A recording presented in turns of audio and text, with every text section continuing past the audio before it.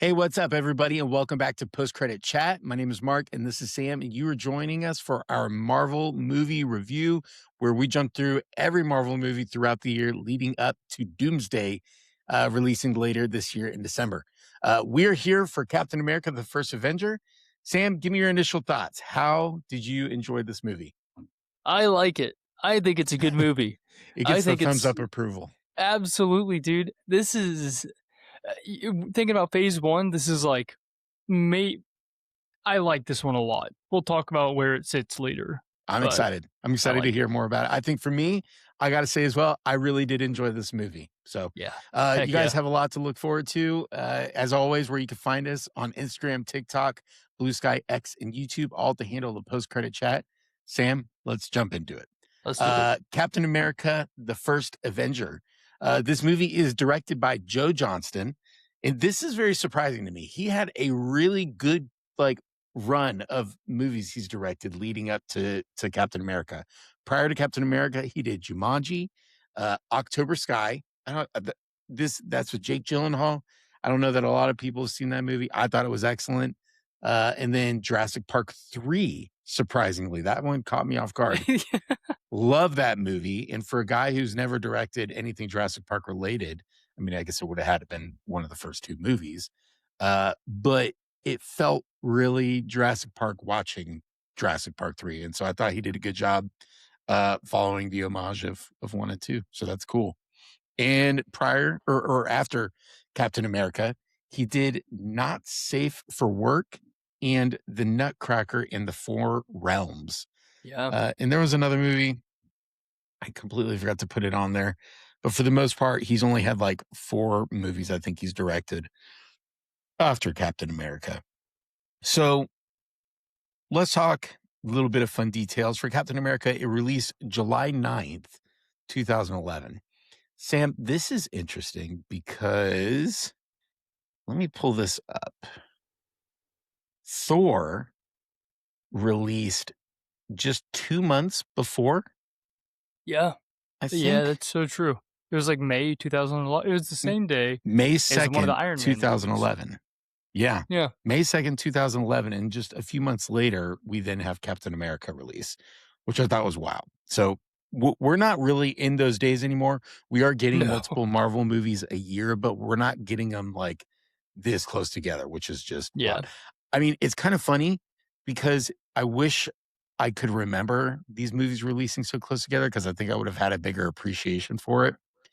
Like, financially, it makes no sense to do that. But as a nerd, I'm like, dude, give me the movies. Like, I want to watch them like yes. back to back. So I thought that was kind of funny. Chris Evans actually turned down the role 3 times before he finally said yes. And then he signed the multi-film deal. Definitely weird. Uh, the movie's working title during recording or filming was Frostbite. Skinny Steve is mostly Chris Evans, but digitally shrunk. They did not use a different actor. Misty and I were talking about this the other day. We were wondering, like, is that a different actor or did they use, VFX or something? So, yeah, not a different actor. It looks pretty like well done too, to be just all CG. I wonder, like, when you talk to like an audiophile, they could talk audio and depict things and songs and whatnot, or and tell you like, oh, this is not a good Mhm. set of headphones, or that audio is off here or there, whatever. It's kind of the same thing. Like when I'm watching this, like I could not tell the difference. Like I would have Yeah. thought he looked just like a normal person. So I'm sure somebody who's all into like VFX, they're like, it looks pretty bad. But I'm like, dude, Yeah. what do you want me to say? A movie that was made back in 2011, it looked pretty good. Yes. Um, let's see here. They had a few different versions of Captain America's shield that existed on set, and so they had one that was like really ultra soft. They had a rubber stunt shield. They had a fiberglass backed shield that was a little bit lighter, and then they had like the really heavy metal one. And so they use them for different things, I would assume, throughout the movie, but that's pretty cool. Obviously, at the same time, using different forms of the shield, one of the most iconic Marvel weapons, I would say. That and Thor's hammer, probably the 2 being the most. Um, I love this Easter egg. I'm actually looking at it right now. I like to watch the movie as we talk about our review, but I'm at the scene right now where at the Stark Expo, there's a scene where you could see the very first Human Torch. And it's just as you're first approaching the Stark Expo and it's like panning down to look at the crowd, you see That's a sick. like a red suit be inside like a glass like uh uh casing, whatever. And yeah, that's the very first Human Torch. I thought that was awesome as well. Um And the ending for this movie, the post-credit scene, I thought this was really well said. Uh, but this movie really does tee up the Avengers in a really awesome way. Because I don't know prior to this, I mean, I could scroll down to the bottom and look, but our other post-credit scenes, whether it's Iron Man 2, 1, Thor, or Incredible Hulk, none of them, like, would I ever go to a friend and be like, you have to stay until after the credits. You know, this movie specifically was like, dude, you need to stay for the entirety of the credits and watch what they have afterwards. Yeah. I love that. And I remember watching this in theater. Like, I remember seeing this and being like, I cannot believe what I'm watching right now. I thought this was the coolest thing. Uh, they had a budget of, let's see here, a budget of $216.7 million, and they only grossed $370.6 million. So not the best, That's but kind of garbage, actually. yeah, it really isn't the best. What did Thor get? Thor was 150 million and 449.3 million gross. So So it might be like what you're talking about where, the financial stuff comes into play. You release a movie like this 2 months after another one, and people aren't gonna wanna see it as right. quickly. Yeah, that's very fair. But I bet you anything, well, bet you anything. We do see a drastic change of that with the Avengers with the next movie we watch, and we'll talk about that later on. But Yeah. yeah, I think you're right. I mean, releasing these two movies right next to each other is kind of probably what hurt them the most financially, I would say. Yeah. That's a strategy, dude. Yeah. So we're getting this year, 2026, Brand New Day in June or July, one of those. And then in Yep. December, we're getting Doomsday, And I which feel like that's a good timeline. It's like what they did for, Thunderbolts and then for Fantastic Four. you're right. You're right. Like, And well, the other thing is like, these are two titles that are going to make money no matter what. Like oh, Spider yeah. Man, I feel like you could put Spider Man in November and Avengers in December. Yeah. And like Spider Man's going to make money and Avengers is going to make money. So, Like, easy right. money. But yeah, you couldn't do that today, to your point. Like you couldn't do um a Thunderbolts movie and then Captain America Brave New World. You couldn't do those two movies right within a few months of each other. That'd be really bad. Wait a minute. They did, I actually. thought they were more spread out. It was February and May, I think. Ooh. So, we're just talking crap because then Fantastic Four was in July. Wait, did you confirm that's when they released? Yeah, yeah, yeah. Like, oh my gosh, dude. Brave New World releases, February 14th, Mhm. 2025. Thunderbolts was, May 2nd, 2025, so 2.5 months. And then Fantastic Four: First Steps was July 25th, 2025, so 2 Here months. we are talking about it, and they're still Yeah, doing it. dude, Okay. and they're doing really well off of it. Those movies did pretty good. Captain America did if that Oh, movie not did do that well? one. Not that one. Okay. I was gonna The other say 2. I was gonna say, I don't know that Captain America did well, but yeah, I would assume Thunderbolts and definitely Fantastic Four. Yeah. Although, no, Fantastic Four, where it probably did good, I don't think it put up the numbers that they were wanting. No, Thunderbolts, I think, was the best of 2025 for Marvel, Yeah, as it should it be. was a great movie. I Yeah. cannot wait to revisit that one. Yes. We got a while. Actors and actresses, Chris Evans playing Steve Rogers, Captain America, Haley Atwell, Peggy Carter. Sebastian Stan is playing James Buchanan Barnes, also known as Bucky. Tommy Lee Jones, loved having him in this movie. Colonel Yeah. Chester Phillips, Hugo Weaving, also known as Elrond in The Lord of the Rings, plays Red Skull. Dominic Cooper is Howard Stark.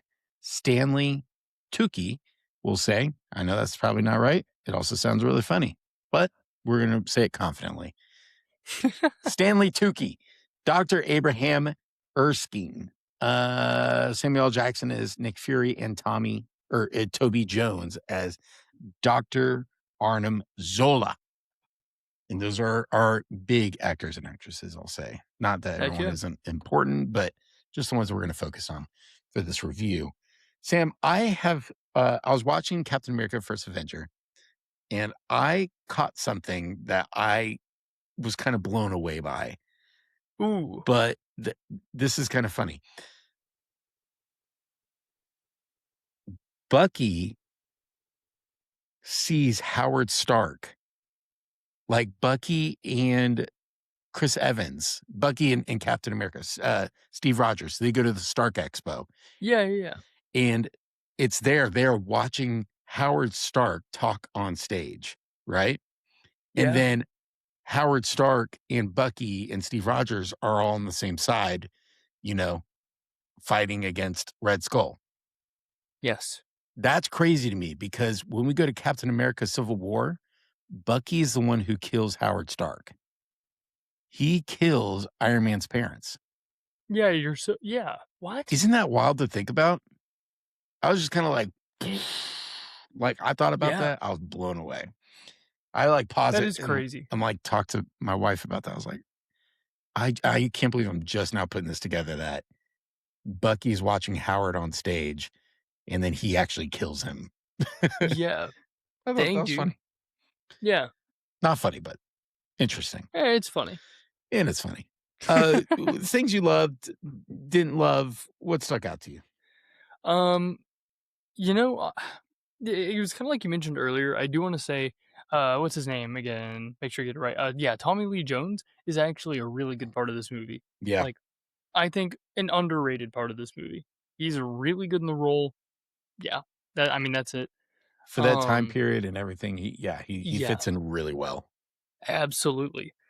Um, there's not much for me to say with this one other than like it's just a solid movie. I like how I think something that I miss about Marvel movies is how self-contained they are, Huh. and this one was very much that. Like, if I had were to watch this, I don't need to know anything else, and I guess you could say that for a lot of Phase 1. But, like, it's a very just, like, kinda good fun watch. Yeah. Very, like, wholesome, right? Yes, And, absolutely. almost innocent. Yeah, and, like, what's cool is, like, that's also Captain America's, like, whole personality as well, you know? So it's Right. like, it mirrors that really well. Yeah, this is and if you knew my dad, I think this would make sense to anybody, but this is my dad's favorite Marvel movie. He loves Captain America: First Avenger, and I think it's just kind of the whole, you know, American man and politeness, and Yeah. he just loves all of that so much. And I understand why. I think it is a great movie. They do really well with it. And it's cool because it's not the best Marvel movie, No. but it is done well for the time period that it is. And I think Joe Johnston did a good job with directing this movie. I think, like, yeah, could we have gotten somebody in here to make a better movie, quote unquote? I Sure. guess, yeah, sure, but I don't know what that necessarily means. Yeah. Would we have the feel of Captain America now in this? And I don't know. Like, you watch this movie and the mannerisms from this time period are all there. Like the actors and actresses are on it. The wardrobe department, they killed it. They did a good job. And Oh so my gosh, yeah. Costumes are sick. yeah, yeah. I thought this was fun too. Like the post credit scene, or not post credit scene, it's at the end actually. But when he wakes up like in the future, right? Or not the future, but when he wakes Yeah, up, yeah. you know, Modern day. yeah, when he wakes up in modern day, like when the nurse walks in and she starts talking, you could almost instantly tell, like, okay, wait, he's not, you know, back from his time. He's Yeah, actually in modern day. And they did a good job of encapsulating that, yeah. I thought. It's a cool twist too. Like, Yeah.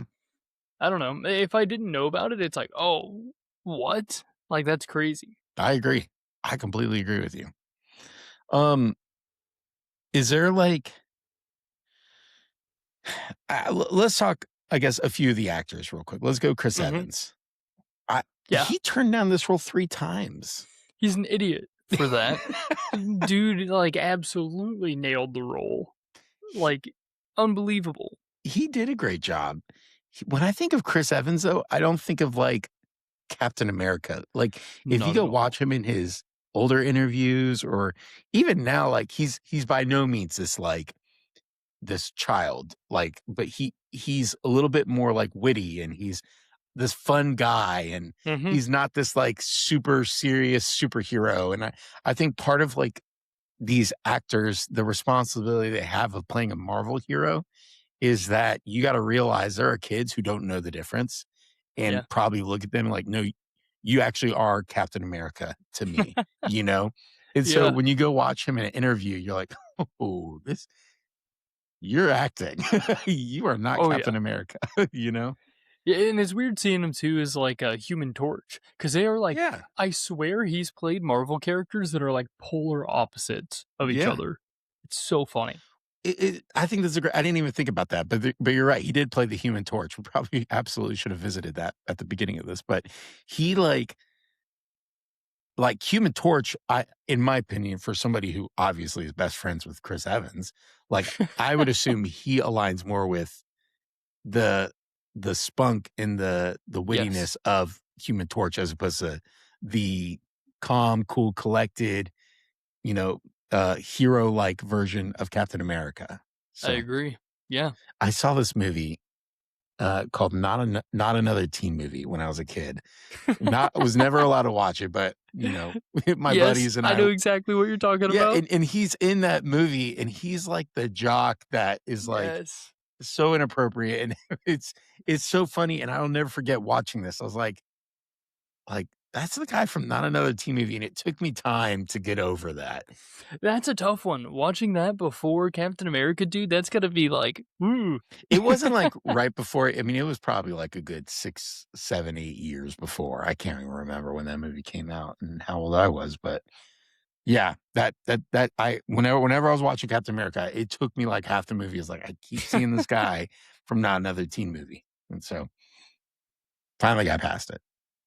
Um, Haley Atwell, Peggy Carter. I think she does fine. Like, this I might get flamed for this, but, like, I think it's kind of an unremarkable role. Okay. Like, I uh, I thought she I was ca awesome. I think she's good. I think she's great in the role. I just think that I don't know. Not your favorite part of the movie? No, not at all. I think, like, whenever she's on screen, she is exactly how you would expect someone like her to be in that time period, and she encapsulated it very well. That's fair. Yeah. Um And don't flame me in the comments, people, if you hear this, like, "What do you mean a woman in that time period?" I'm just shut up. We're talking about movies. Whoa! You could go make your own podcast. Hugo Weaving, Red Skull. Pretty good. It's weird for me because Red Skull, like, he's kind of non-existent for a good chunk of the movie, so it's weird to, like, be like, "Oh, here's this guy." Yeah.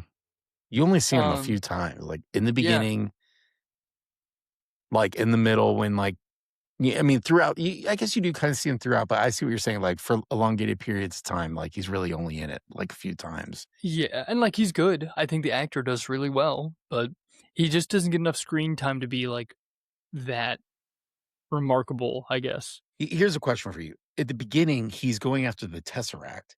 How Yeah. did the Tesseract get to Earth? Because we just watched Thor, Yeah. and the Tesseract was in Asgard. Well, wait a minute. Sorry. This takes place before Thor. Yeah, so that's why it's weird. So the Tesseract is on Earth. Now, or it's on Earth during Captain America, in Asgard during Thor, and then on Earth during wait, So this is weird. The Tesseract is on Earth Yes. during Captain America First Yeah. Avenger in the past. Yep. Cap on the plane is fighting Red Skull, and the Tesseract falls and starts burning holes through the ship until it eventually falls through the ship and falls into snow. Yes.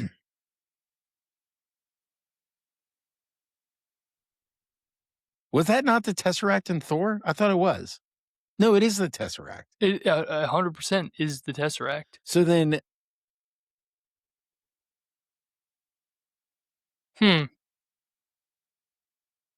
but wow, I don't know if this is good to do on the podcast right now or not. This should be talked out off air or what, but I'm so confused because I have these thoughts that I can't figure out. Thor, they have the Tesseract and is being guarded. Yes. But the post-credit scene for Thor was Nick Fury showing the Tesseract to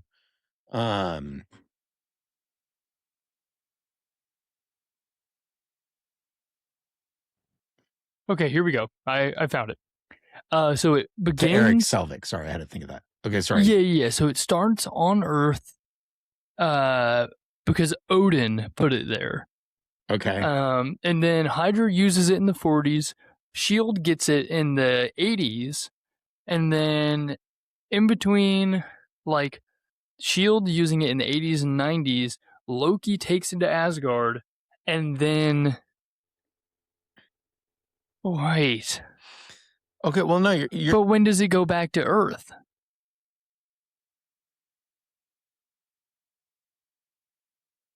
well, because the post-credit scene is Nick Fury showing it to Eric Selvig. Yeah. Oh, I see. So I think when Nick Fury shows it to Eric Selvig, then Loki takes it to Asgard. Wait, well, no, that happens. No, right. Because it's already in Asgard before that.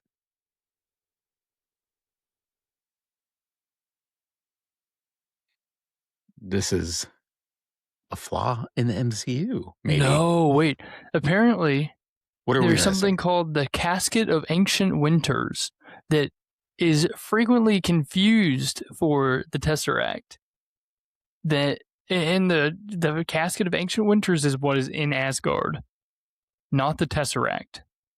The Tesseract is not brought back to Asgard. It is just stolen by Loki. What? This is a conversation I think for a different time, Okay. but this is pissing me off because something's really messed up. There's something off. But I'm curious to know now. We'll figure it out. This is terrible. Well, something that's funny is what I've learned about when they make these movies, and you know, it's never the same director coming in. It's almost like Star Wars. Like, the Russo brothers are getting ready to direct Doomsday, but they didn't have any say on Fantastic Four, or like, I mean, you know, the director of Fantastic Four can go to, you know, the Russo brothers and be like, hey, this is what I'm going to do. What are you doing with Doomsday? I just want to kind of, I mean, those conversations can be had, but it's not a requirement. Yeah. And so when that's not a requirement, you have problems like this with the Tesseract, where like, okay, well, who directed Thor? Why is the Tesseract up in Asgard? And then, you know, Loki came down and got it, and then he brought it back up. Like, I'm so confused. So Yeah. there's problems like this. And then Star Wars, it's like Rian Johnson from J.J. Abrams. Like the Last Jedi was like, okay, you did not have a plan. And then even The Rise of Skywalker was a bigger, you know, testament to, we have no idea what we're doing. Total joke. Right. Well, let's move on. Let's rank the movie. I did enjoy Captain America. I thought it was really good. But where do we think, Sam? I think last week when we did Thor, I kind of ran these three, so I want to see where you're at with it. If we're ranking the movie, so real quick, right now we have Iron Man in first place, Thor in second, The Incredible Hulk in third, and then Iron Man 2 in fourth. Yep. So I think for me, It's leagues beyond Hulk and Iron Man 2. Um, where I struggle is like it's more whether or not I want to move Thor. I think Iron Man stays at the top. Hmm. Um, I agree. I think that for me, like if I the only thing that I would move Thor down for is pacing. I think Thor's pacing is abysmal. Captain America's is pretty good. So for that, I want to put Captain America at second. I will not fight you on that. I think that's wise. I like that. Sweet.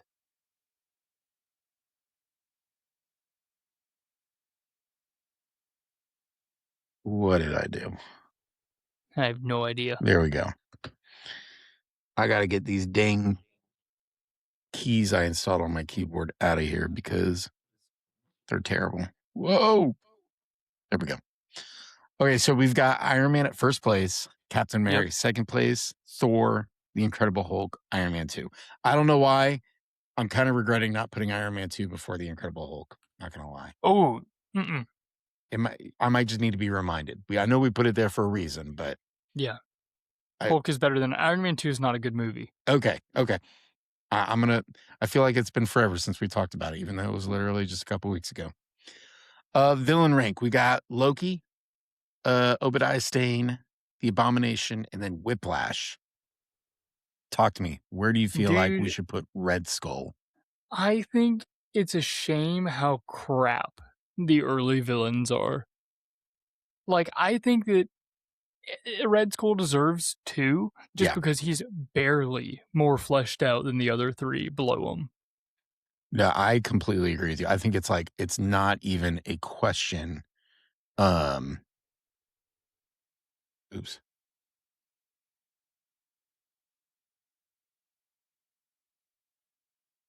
See, the problem with these keys is that they barely shine through. I'm gonna let you type the next one. Yeah, sounds good. Oh, you're not even typing on this document, by the way. I'm typing on an old one. Okay, Nah, my bad. All right, you go. you're cool. You go put all those in. I've been on the Yeah, wrong yeah. thing. I'll go ahead and enter my number 1 too for the post-credit scene. Yeah. So for the post credit scene, we've got Iron Man 2, which was what?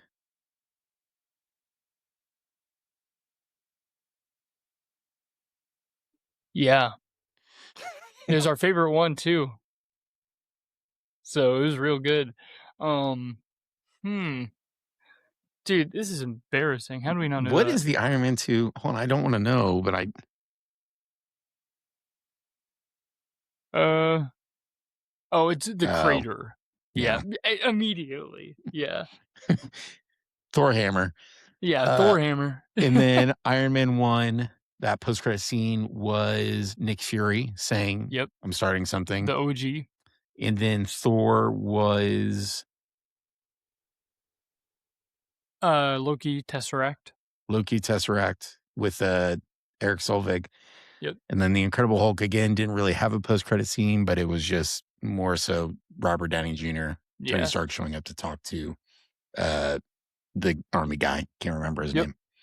So you're thinking we put Captain America at first place? Yeah, dude, are you kidding me? I You completely agree with drop, you. boom, Nick Fury, Captain America talking big, and then a trailer. Yeah. Oh. He's like also like hitting on the bag, and Yes. it was just so cool because you could like hear with the bass through the speakers, like him hitting Yeah, it dude. even harder and harder. It was really It cool. was great. I love the trend of dropping trailers for these Avengers movies as post-credit scenes. I swear Yes. they have to do it for Spider-Man. Yeah. They have to. I Like, completely agree I with you. think that is the only reasonable way for them to release a Doomsday trailer. We'll talk about this in another episode we're recording today, but like the only like way that you can garner enough hype behind Doomsday for the like first true trailer drop is by dropping it with a movie. Yes. Like that's the only way they can do it. Get us excited. Yes. Okay.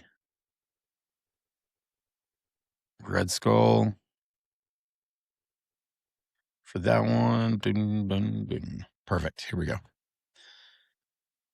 Mark my words, I will get that fixed this week. Oh, cool. How do you feel about it all? Feel good, man. Captain America's a great movie. I think it stands like I wouldn't say it's one of my favorites, but it is a good, solid Marvel movie. I agree.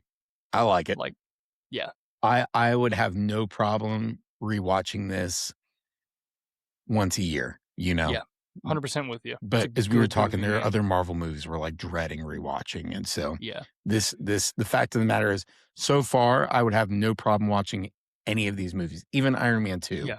I'd rewatch it. Oh, dude, yeah, Phase 4, when we get to it, is gonna suck. That's going to be, That's gonna be like, yeah. I'm gonna be dreading watching these I, movies every week.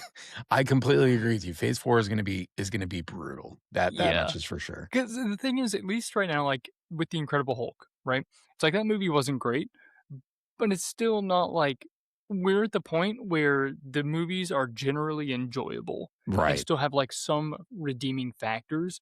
There are some that just are nothing Yes. in Phase 4, man. Oh. When we get to it, you will know. We promise you that. Thank you guys for joining us for our Captain America review. Again, every single week we are reviewing one Marvel movie leading up to the release of Avengers Doomsday later this year in December. Remember, you can follow us at Instagram, TikTok, YouTube, X, and BlueSky, all at the handle of Post Credit Chat. Thank you. And you guys have a great one. Take care.